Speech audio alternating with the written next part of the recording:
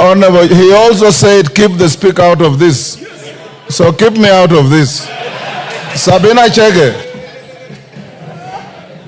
Thank you, Mr. Speaker, for the opportunity. And Mr. Speaker, from the onset, I want to say that this judgment is meant to bring paralysis in this House. And you need, Mr. Speaker, to make a decision on this matter. Having listened to my colleagues on this judgment, and I've also gone through it, Mr. Speaker, there's a lot of consideration on the status quo as on 6th of October 2022. Mr. Speaker, from 6th of October, many things have changed. Mr. Speaker, after your ruling, we made committees that were formed in this House. Mr. Speaker, there is also Parliamentary Service Commission that was also formed based on the minority and the majority. We have the IEBC Select Commission. Mr. Speaker, we also, as a House, gave the leadership.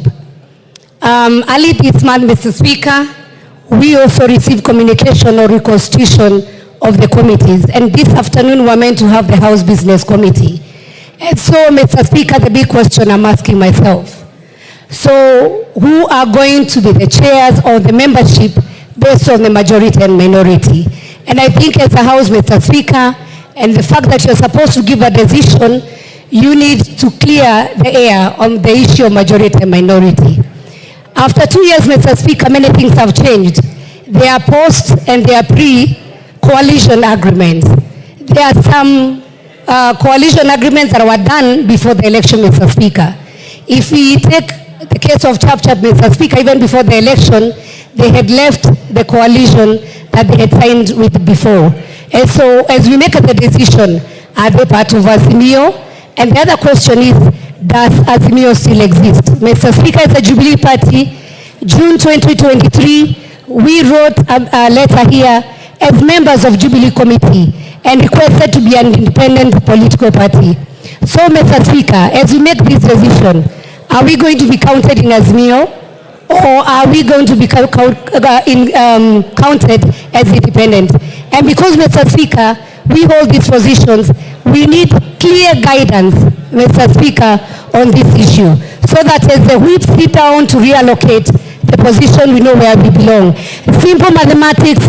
If people are doubting, we can do mlolongo as near time. We can do the calculation on who is on Kenya Kwanza, who is on Azimio, and make a decision, Mr. Speaker, instead of wasting time, Mr. Speaker, on precious time where you are supposed to be passing important bills in this republic. Then, Mr. Speaker, finally, there is broad-based government. So where do we stand? Thank you. Otienda Amolo.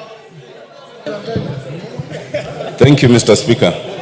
Mr. Speaker, for starters, and because not all members have read the judgment, allow me to read 3 paragraphs so that people are in tandem. Paragraph 504. We thus hold and find that the simultaneous holding of the position of Speaker with that of the leader of political party